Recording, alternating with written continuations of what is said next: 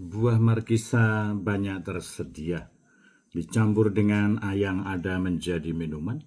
Anak manusia akan diserahkan ke dalam tangan manusia, dan mereka akan membunuh dia, dan pada hari ketiga ia akan dibangkitkan.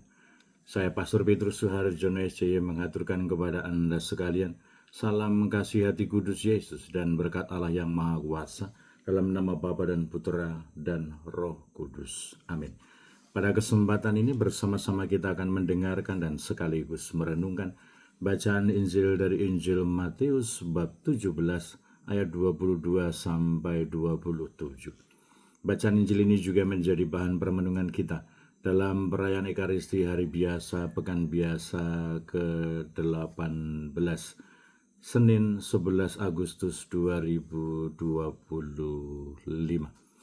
Pada waktu Yesus dan murid-muridnya bersama-sama di Galilea, ia berkata kepada mereka, "Anak manusia akan diserahkan ke dalam tangan manusia, dan mereka akan membunuh dia, dan pada hari yang ketiga ia akan dibangkitkan." Maka hati para murid-muridnya itu pun sedih sekali. Ketika Yesus dan murid-muridnya tiba di Kapernaum, datanglah pemungut cukai bait Allah kepada Petrus dan berkata, "Apakah gurumu tidak membayar bea 2 dirham itu?" Jawabnya, "Memang membayar." Dan ketika Petrus masuk rumah, Yesus mendahuluinya dengan pertanyaan, "Apakah pendapatmu, Simon? Dari siapakah raja-raja dunia ini memungut bea dan pajak? Dari rakyatnya atau orang asing?" Jawab Petrus, "Dari orang asing." Maka kata Yesus kepadanya, "Jadi bebaslah rakyatnya. Tetapi supaya jangan kita menjadi batu sandungan bagi mereka, pergilah memancing ke danau, dan ikan pertama yang kau pancing, tangkaplah dan bukalah mulutnya. Maka engkau akan menemukan mata uang 4 dirham di dalamnya. Ambillah itu dan bayarkanlah kepada mereka, bagiku dan bagimu juga." Demikianlah sabda Tuhan. Terpujilah Kristus. Saudara-saudari yang terkasih, selamat pagi. Bagaimana kabar Anda hari ini? Semoga selalu sehat, berbahagia, bergembira, bersukacita luar biasa, dan senantiasa merasakan kasih dan penyertaan Tuhan di hari yang baru ini. Semoga Anda sekalian, kita semua tetap setia dan tekun, saling mendukung dan mendoakan satu sama lain, supaya kita diteguhkan dalam iman kita, dikokohkan dalam harapan kita, dan dikobarkan dalam kasih kita kepada Allah dan juga kepada sesama. Kita berdoa untuk mereka yang sudah tua, yang lansia, yang sakit. Kita berdoa untuk mereka yang masih kecil, yang masih dalam masa pertumbuhan. Kita berdoa untuk mereka yang masih di bangku pendidikan. Kita juga berdoa untuk mereka yang sudah selesai sekolah dan sedang mencari pekerjaan dan teman hidup yang tepat. Kita berdoa untuk mereka yang terus aktif bekerja dan berpartisipasi dalam kegiatan pelayanan pastoral untuk kemuliaan Tuhan dan juga keselamatan sesama. Dan bagi mereka yang menghadapi persoalan kehidupan pribadi-pribadi dan keluarga-keluarga, kita doakan supaya Tuhan meneguhkan, menguatkan, membimbing mereka. Kita juga berdoa untuk mereka yang telah meninggal, semoga berbahagia bersama dengan para kudus di surga. Dan kiranya kita semua juga terus mendukung dan berdoa untuk segenap panitia dan semua orang yang terlibat, umat paroki Santo Petrus Karangsenang, dalam mempersiapkan perayaan pentahbisan Imam Keuskupan Timika yang akan dilaksanakan pada tanggal 18 Oktober.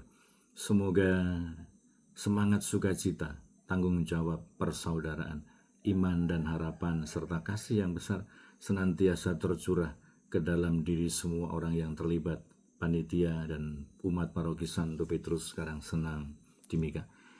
Dan kiranya bahwa nasihat yang disampaikan oleh Yesus kepada Petrus, supaya kita tidak menjadi batu sandungan. Dan akhirnya Yesus menyuruh Petrus untuk memancing dan membayar pajak, karena pemungut pajak itu secara sengaja bertanya kepada Petrus, "Apakah engkau dan gurumu tidak membayar pajak. Dan Petrus mengatakan membayar pajak. Meskipun Yesus sudah meng-cross-check siapa yang punya kewajiban untuk membayar pajak, tetapi supaya tidak menjadi batu sandungan. Kiranya ini memerlukan sebuah refleksi dan tingkat kehidupan rohani yang mendalam di dalam hidup kita. Bahwa kita dituntut bukan hanya untuk tidak berbuat keliru, tidak berbuat salah, tetapi supaya kita juga cukup bijaksana memperhitungkan apakah perkataan kita, apakah tindakan kita, apakah kehidupan kita menjadi batu sandungan untuk orang lain atau tidak. Kalau memang menjadi batu sandungan, maka Yesus mengambil inisiatif, mengambil langkah yang baik, menasihatkan supaya kita berubah, supaya kita menyesuaikan, supaya kita tidak menjadi batu sandungan untuk dunia, untuk orang-orang di sekitar kita. Memang kita bisa membela diri, memang kita bisa beradu argumen. Toh saya tidak berbuat yang salah, saya tidak berbuat yang keliru, saya berbuat yang benar. Tetapi ternyata bahwa kita dituntut, kita diajak oleh Yesus untuk sampai kepada level kehidupan rohani yang lebih tinggi, yang lebih mendalam.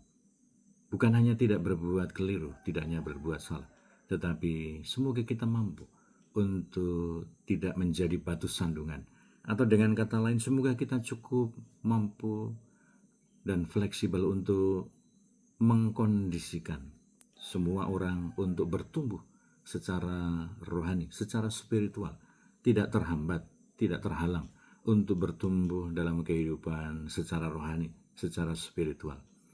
Dan kiranya bahwa itu ditunjukkan, bukan hanya ditunjukkan, diajarkan, tetapi juga dibuktikan, diberi teladan oleh Yesus, supaya meskipun tidak terikat kewajiban untuk membayar pajak karena adalah rakyat, tetapi Yesus supaya tidak menjadi batu sandungan menyuruh Petrus untuk memancing dan membayar pajak dari uang yang diperoleh dari mulut ikan itu.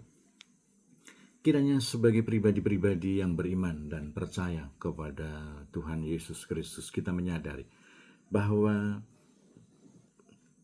iman memang adalah persoalan personal. Tetapi kita tidak boleh lupa bahwa kita sebagai persekutuan orang-orang yang beriman dan percaya kepada Yesus Kristus, kita telah disatukan, kita telah dimeteraikan dengan meterai baptis, menjadi saudara, menjadi saudari, menjadi anggota tubuh Kristus yang satu dengan banyak anggota. Maka semoga kita juga memperhatikan sisi sosial, sisi kebersamaan, sisi persekutuan, sisi paguyuban kita. Kita sebagai komunitas umat beriman memang terdiri dari pribadi-pribadi yang adalah personal. Tetapi semoga apapun yang kita pikirkan, apapun yang kita lakukan, apapun yang kita katakan, semoga kita sadari bahwa itu juga tentu akan membawa efek, membawa dampak bagi dunia, bagi orang-orang yang ada di sekitar kita. Dan semoga dampak, efek, akibat yang kita hasilkan dari hidup kita adalah sesuatu yang positif, adalah sesuatu yang baik, adalah yang inspiratif, bukan sesuatu yang justru menjadi batu sandungan bagi orang-orang yang ada di sekitar kita. Tentu saja ini bukan sebuah proses yang sekali jadi, tetapi ini adalah suatu proses pendewasaan yang akan terus berjalan secara berkesinambungan, secara berkelanjutan. Maka semoga kita cukup sabar untuk berproses. Semoga kita cukup bijaksana untuk terus tumbuh. Semoga kita cukup kuat untuk bertahan, tidak mudah patah arang, tidak menyesal sedalam-dalamnya sehingga mengaburkan semangat dan asa kita untuk bangkit, untuk maju, untuk bangun, untuk bertumbuh, untuk terus belajar, untuk terus berkembang di dalam kehidupan rohani kita, dalam kehidupan spiritual kita, dalam perkembangan kedewasaan kita. Semoga karena rahmat Allah, tapi juga karena mindset dan paradigma yang benar, dan karena niat yang teguh, kita semakin bertumbuh berkembang, bukan menjadi batu sandungan, tetapi menjadi inspirasi yang menghadirkan karya keselamatan Allah. Berkat Allah yang Maha Kuasa, dalam nama Bapa dan Putra dan Roh Kudus. Amin.